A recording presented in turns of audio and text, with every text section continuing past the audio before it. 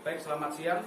Salam sejahtera di dalam kasih Tuhan kita Yesus Kristus. Pada siang hari ini kita akan melanjutkan pelajaran kita yang telah dimulai oleh Romo Yohanes pada minggu lalu tentang bangunan gereja. Dan pada kesempatan kali ini kita akan belajar tentang apa yang ada di dalam bangunan gereja itu.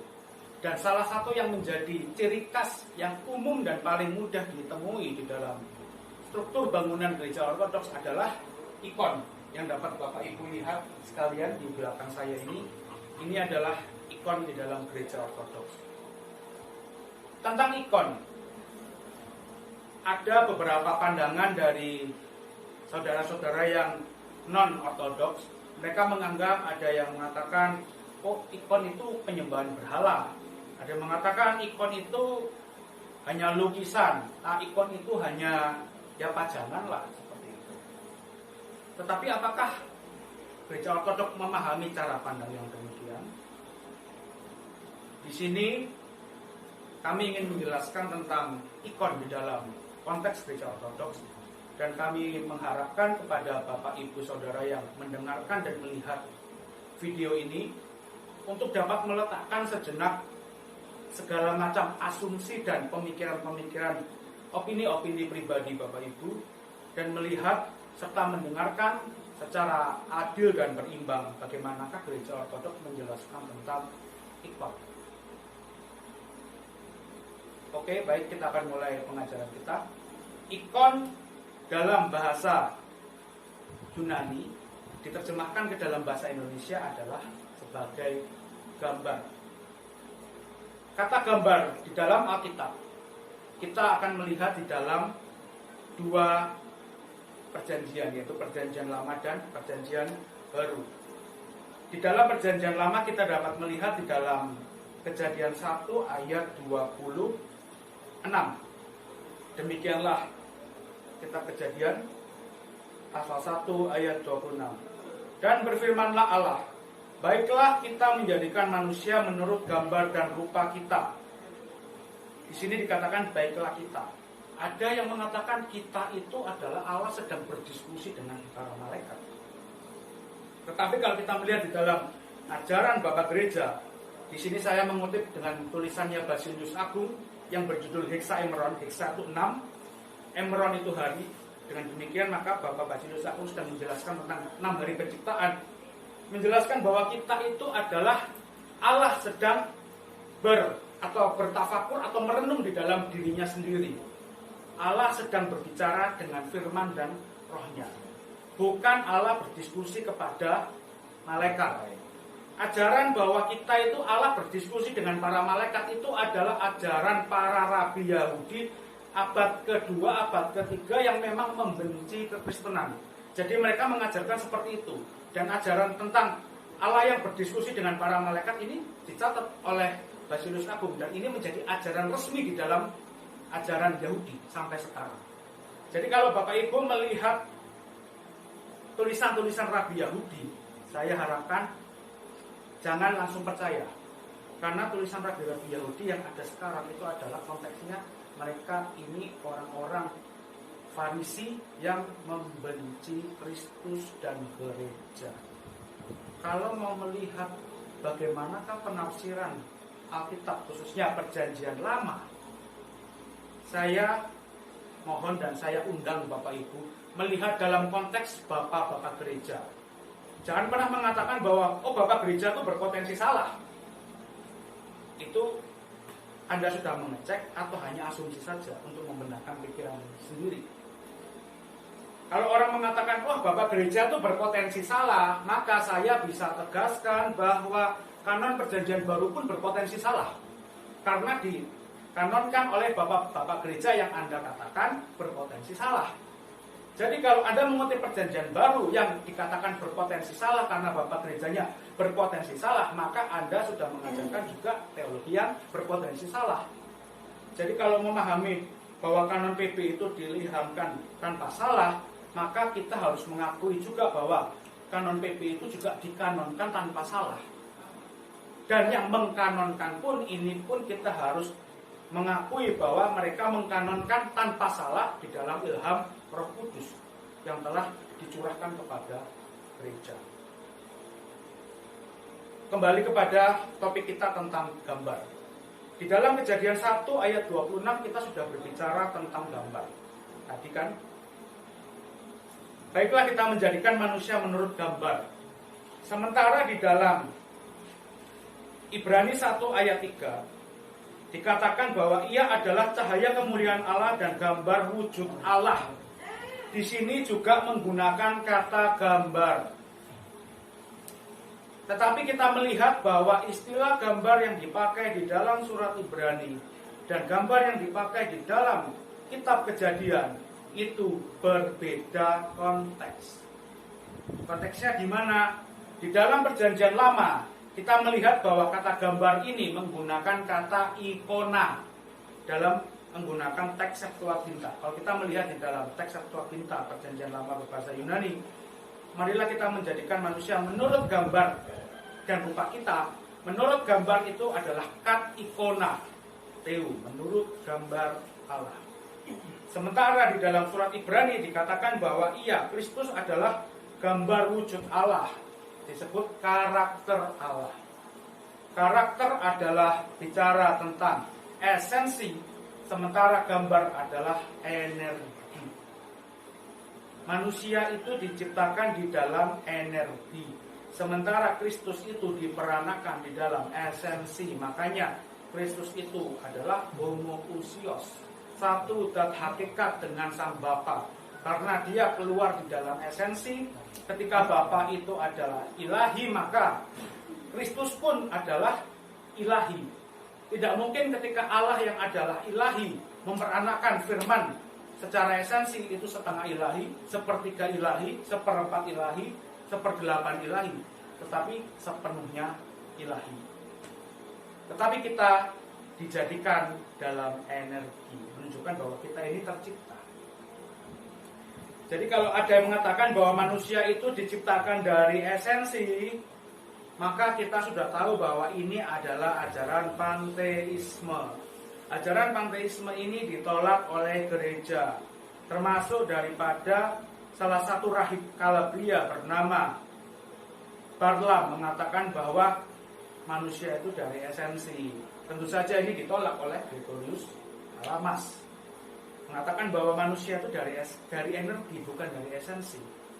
Kalau manusia dari esensi, maka kita itu Allah dalam wujud.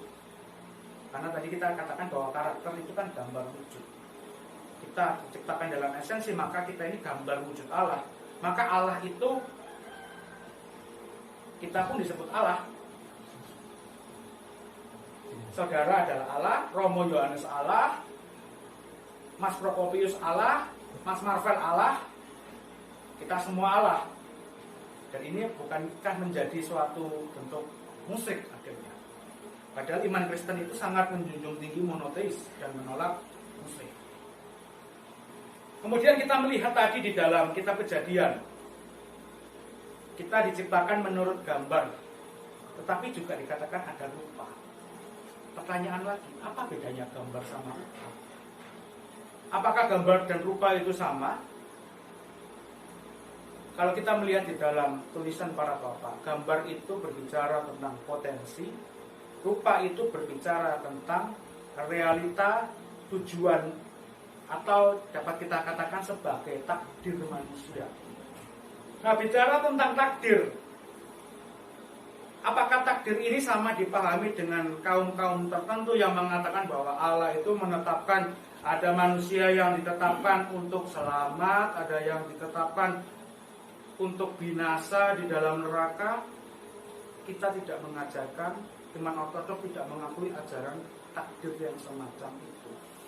Takdir yang semacam itu adalah ajaran tentang fatalisme yang memiliki corak dualisme.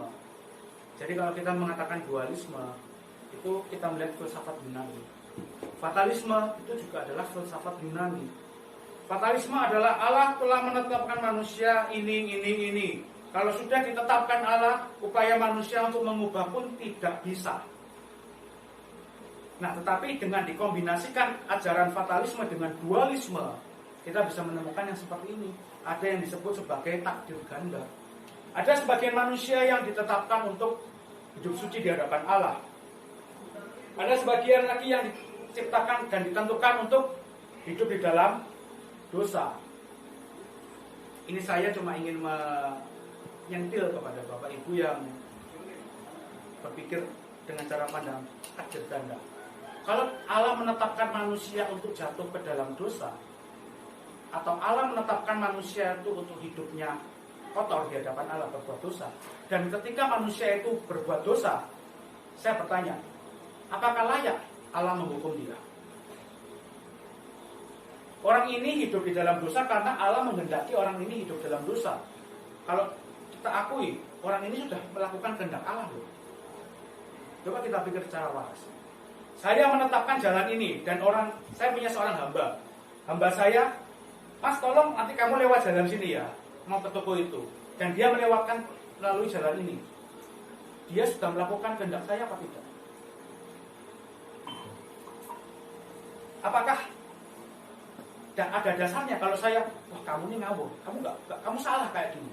Padahal dia melakukan apa yang sesuai dengan kemauan saya. Kamu harus lewat jalan ini, beli tepung 1 kilo di toko itu. Dan dia melakukan sesuai dengan yang saya kehendaki. Apakah pantas kalau saya menghukum dia?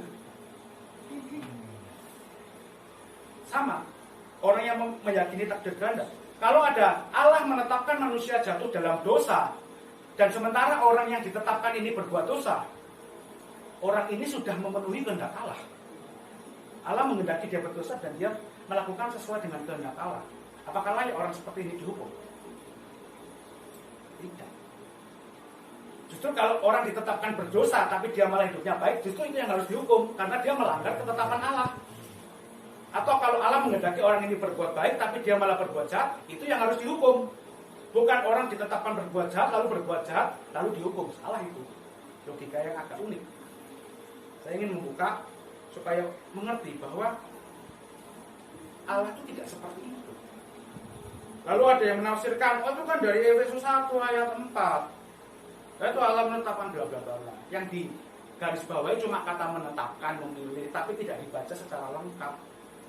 Di dalam Efesus 1 ayat 4, kita diciptakan di dalam Dia.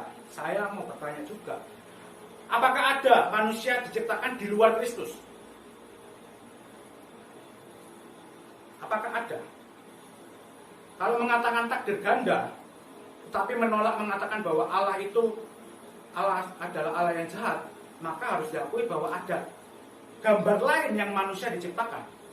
Bahwa dasar manusia bukan hanya dia, tapi ada yang lain. Nah, ini yang menjadi masalah juga kalau kita meyakini suatu bentuk dualisme takdir tadi. Kalau dikatakan orang yang kudus itu diciptakan di dalam dia, kemudian yang tidak kudus di dalam gambarnya siapa? Apakah di dalam gambar iblis? Kalau di dalam gambar iblis, masalah lagi. Berarti iblis itu memang bagian dari Allah. Repot juga kalau kita berputar-putar dengan cara pandang seperti ini. Kita melihat di dalam Efesus tadi, kudus dan tak bercacat di hadapan Allah. Itulah takdir manusia sesungguhnya. Jadi tidak pernah Allah menetapkan manusia untuk masuk neraka. Tidak pernah Allah menetapkan manusia itu untuk jatuh di dalam dosa.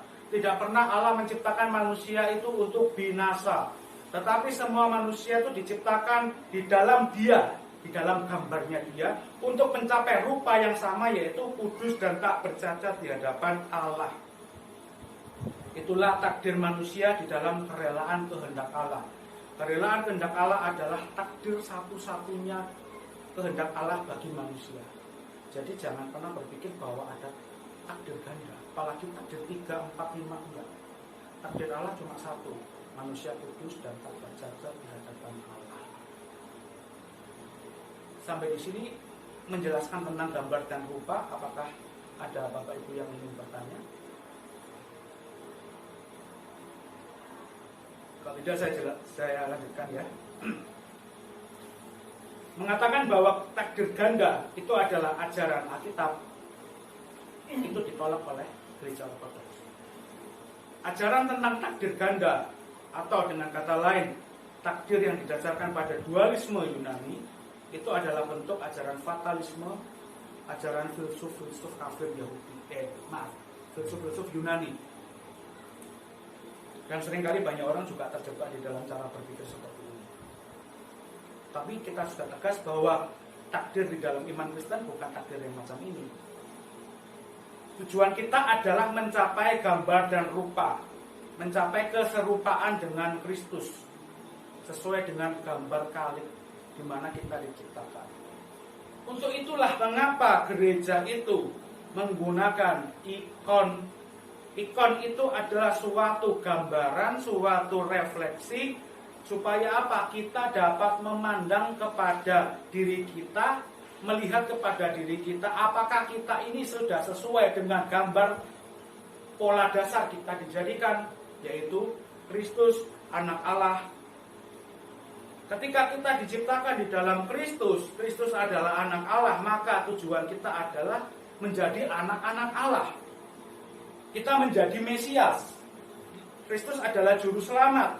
Dengan kita mengikut Kristus, kita beriman kepada Kristus, hidup menyatu di dalam Kristus, kita pun dipanggil menjadi juru selamat bagi orang lain, bukan untuk diri kita sendiri. Makanya itu Paulus mengatakan, hidupku bukanlah hidupku lagi, tetapi Kristus yang hidup di dalam aku. Karena apa? Hidup dia mencerminkan sebagai gambarnya Kristus. Itulah tujuan utama gereja menggunakan ikon. Jadi ikon itu bukan penyembahan berhala. Sementara kalau kita melihat, lalu ikon itu, bukankah ikon itu ditetapkan 787, Konsili Ekumenis ke-7. Di satu sisi memang benar, ikon itu ditetapkan dalam kanon tahun 787. Tetapi mengatakan bahwa ketika ditetapkan itu baru ikon dipakai tahun 787, itu kesalahan. Konsili gereja itu bukan membuat ajaran baru, tetapi menegaskan. Romo Daniel pun juga sering mengajarkan hal demikian. Romo Yohanes pun juga sering mengatakan demikian. Pak Bambang Nusena pun juga mengajarkan demikian. Bahwa konsili gereja itu bukan merumuskan atau menetapkan suatu ajaran baru. Misalkan tahun 325 itu adalah konsili saat Yesus ditetapkan sebagai Tuhan. Nah, itu ngawur. Ada beberapa polemikus yang mengajarkan seperti itu dan gereja menolak ajaran seperti itu. Konsili 325 itu menegaskan tentang ketuhanan Yesus Kristus, bukan menetapkan bahwa Yesus baru menjadi Tuhan tahun 325. Terus juga 787 bukan berarti ikon itu baru diadakan tahun 787, tetapi penegasan. Sejarah ikon, dari manakah ikon? Kalau kita lihat di dalam Perjanjian Lama, ikon itu sudah dipakai.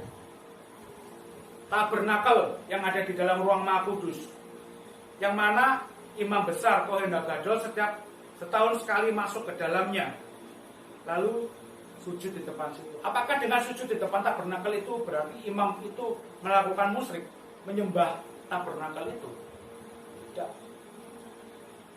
Tidak seperti itu. Jadi kita melihatnya secara tepat ya, jangan sampai kita menggunakan asumsi kita sendiri, nanti berbahaya. Kemudian banyak sekali gambaran-gambaran di dalam Perjanjian Lama yang mencerminkan suatu ikon. Ada namanya menorah atau kaki dian bercabang 7. Kemudian ada meja roti sajian, ada roti sajiannya. Kemudian ada pedupaan di Bait Allah. Jadi Bait Allah itu ada pedupaan ya Bapak Ibu ya. Kalau kekristenan menggunakan pedupaan, kekristenan ortodok khususnya menggunakan pedupaan, jangan dituduh bahwa ini buatan atau terpengaruh kekafiran Yunani, tetapi memang punya dasar di dalam Perjanjian Lama. Coba kita baca di dalam Maleakhi 1 ayat 11.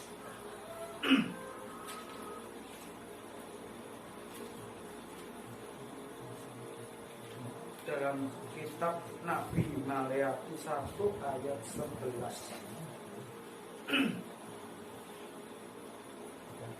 Oke. Sebab dari terbitnya sampai kepada terbenamnya matahari, namaku besar di antara bangsa-bangsa, dan di setiap tempat dibakar dan dipersembahkan korban bagi namaku dan juga korban sajian yang tahir. Sebab namaku besar di antara bangsa-bangsa, firman Tuhan semesta alam. Di dalam terjemahan bahasa Indonesia ada satu kata yang dihapus. Sebab dari terbitnya sampai kepada terbenamnya matahari, namaku besar di antara bangsa-bangsa, dan di setiap tempat itu ada kata dupa atau ukupan. Jadi kalau kita lihat dalam King James pun ada menggunakan ukupan. Dalam Septuaginta ada timiama, artinya ukupan. Di dalam teks Masoret pun dalam bahasa Ibrani ada kata yang berarti ukupan, pedupaan. Dan ini dikatakan pedupaan itu di antara bangsa-bangsa, menggunakan kata goyim, artinya bangsa-bangsa non-Yahudi. Maka Allah sudah bernubuat melalui Nabi Maleaki bahwa pedupaan itu akan dipakai di dalam komunitas yang akan datang setelah bangsa Israel. Dan di dalam konteks ini pun kita bisa melihat bahwa dupa itu juga dipahami berfungsi sebagai ikon di dalam gereja. Jadi kita mengenal bagaimana bayangan-bayangan di dalam perjanjian lama. Ada tongkat Harun, ada menorah, ada tabernakel, ada gambar kerubim, ada meja roti sajian, ada mezbah yang bertanduk 4. Kemudiannya sudah menjelaskan tentang itu, di videonya juga dapat dilihat tentang tabernakel Nabi Musa. Di situ Bapak Ibu bisa belajar secara dalam. Saya tidak akan mengulas tentang tabernakel Nabi Musa karena sudah Romo Daniel sudah menjelaskan dengan sangat baik. Saya di sini hanya menjelaskan bagian yang sisi yang lain. Jadi ikon-ikon itu jangan diartikan dulu sebagai berhala. Kuncinya di sini, buang segala pemikiran asumsi kita. Ikon ini adalah sebagai refleksi teologis di dalam kehidupan iman Kristen Ortodoks. Itu di dalam perjanjian lama sudah saya barusan terangkan, penggunaannya di dalam tabut perjanjian, dupa, kemudian pedupaan, tabernakel, mezbah roti sajian. Kemudian di dalam perjanjian baru itu pun dipakai. Jadi ibadah perjanjian baru yang dilakukan oleh gereja purba itu berakar dari ibadah Yahudi, sinagog, dan bait Allah. Jadi bukan sesuatu yang asing yang baru. Di dalam ibadah Yahudi itu tidak menggunakan, pada mulanya tidak menggunakan alat musik. Dalam ibadah bait Allah pun tidak ada alat musik. Alat musik dipakai di halaman. Jadi kalau menggunakan alat musik di dalam gedung gereja, cari dasarnya di perjanjian lama tidak ada. Kalau menggunakan alat musik, orang Israel itu di halaman, bukan di dalam ruang kudus, apalagi ruang maha kudus. Itulah yang dilestarikan oleh gereja Ortodoks sebagai kesinambungan daripada gereja purba. Bahkan di dalam liturgi Yakobus itu pun tidak menggunakan alat-alat musik. Desain daripada bangunan gereja purba dan liturgi menggunakan liturgi Yakobus pun itu meniru daripada sinagog Yahudi. Demikian pula gereja Ortodoks sekarang itu juga melanjutkan itu. Ikon yang ada di dalam gereja Ortodoks yang Bapak Ibu dapat lihat di belakang saya ini, itu digunakan sebagai sekat antara ruang kudus dan ruang maha kudus. Sementara di dalam gereja purba, walaupun ikon belum dipakai sebesar sekarang, mereka juga sudah membuat suatu pemisahan antara ruang maha kudus dan altar. Kalau kita membaca di dalam Kisah Para Rasul 7, untuk mengingatkan saja ya Bapak Ibu ya, supaya kita tahu mengerti Alkitab itu dengan cara pandang yang tepat, bukan ditafsirkan sendiri. Kisah Para Rasul 7 ayat Kisah Para Rasul 6 ayat 2. Mungkin bisa dibacakan. Kisah Para Rasul 6 ayat 2. Berhubung dengan itu, ke-12 rasul itu memanggil semua murid berkumpul dan berkata, "Kami tidak merasa puas karena kami melalaikan firman Allah untuk melayani meja." Stop. Ada kata meja. Coba tanyakan kepada orang yang tidak mengerti konteks liturgi gereja Ortodoks. Meja ini apa? Pasti tidak. Di dalam bahasa Yunani, meja ini menggunakan kata trapeza. Trapeza dalam kamus ortodoks itu artinya altar. Jadi penggunaan altar itu sudah ada sejak zaman para rasul. Jadi altar itu bukan terpengaruh paganisme Yunani. Orang mengatakan, oh itu abad keempat itu bapak-bapak gereja terpengaruh orang-orang kafir Yunani itu. Altar itu dari Yunani, itu ngawur gedabus. Tetapi yang benar adalah sejak zaman para rasul, gereja sudah menggunakan altar yang disebut di dalam Kisah Para Rasul 6 ayat 3 sebagai meja atau trapeza. Trapeza itu artinya meja berbentuk segi empat. Bukan trapesium. Trapesium itu sebenarnya akar katanya adalah trapeza, segi empat. Jadi entah bentuknya mau seperti yang diapakan, yang penting bentuknya segi empat. Dan gereja ortodoks masih melestarikan altar kita berbentuk segi empat. Kalau kita lihat di dalam Perjanjian Lama pun, misbah-misbah yang didirikan oleh Bapak leluhur Israel itu semuanya berbentuk segi empat. Kita melihat di dalam Kisah Nuh. Nuh mendirikan mesbah. Kemudian ada Abraham, kemudian ada Yakub, kemudian ada Ayub yang hidup sejaman dengan Abraham. Itu juga menggunakan mesbah yang bentuknya segi empat. Itu ada buktinya, maksudnya dan itulah yang ada penjelasannya bahwa yang mereka gunakan adalah bentuknya segi empat. Segi empat. Dimanapun barang altar itu adalah segi empat. Bahkan Yahudi pun juga segi empat bentuknya. Mesbah orang Yahudi ujungnya bertanduk, tapi juga segi empat. Itu di dalam bait Allah, mesbah ukupan. Jadi kalau orang mesbah ukupannya orang Yahudi itu ada mesbah ukupan, itu di situ ada arang. Nanti imam itu ngambil dari arang itu dimasukkan ke dalam wiruk itu, yang kita pakai biasanya tuh. Nah itu seperti itu. Dan dupa yang dipakai di dalam ibadah Yahudi itu sama dengan yang kita pakai, bentuk bijian seperti itu. Bukan dupa yang seperti orang-orang yang pakai sekarang kayak bentuknya batang, bukan. Jadi kita memahami ya, semua yang ada di dalam gereja ortodoks itu memiliki fungsi sebagai khotbah. Punya gambarannya, punya maknanya. Makanya di Perjanjian Lama dikatakan sebagai bayang sama tempat perjanjian baru. Bentar dong nanya, tadi kan dibilang kalau Perjanjian Lama posisi bentuk ikon itu ada tabernakel, ada ukupan, terus ada kerubin gitu kan. Tapi nanti ketika orang-orang Kristen umumnya akan membaca bahwa ketika di Kejadian 1 ayat 26 dinyatakan bahwa, dan mereka akan bilang ini tapi ikon gambar Allah seperti itu. Ini merujuk ke manusia. Lalu bagaimana paralelisasinya dengan posisi ikon yang ada di dalam bait Allah itu sendiri. Sedangkan kalau yang di Kejadian 1 ayat 26 itu adalah sebuah makhluk hidup, sedangkan yang di dalam ruang Maha Kudus itu adalah benda mati. Kecuali mungkin untuk kerubimnya masih bisa lah, tapi untuk yang lainnya itu kan benda-benda mati. Pasti akan muncul pertanyaan seperti itu sekarang. Pertanyaan yang bagus. Pertanyaan yang ingin saya tanyakan balik.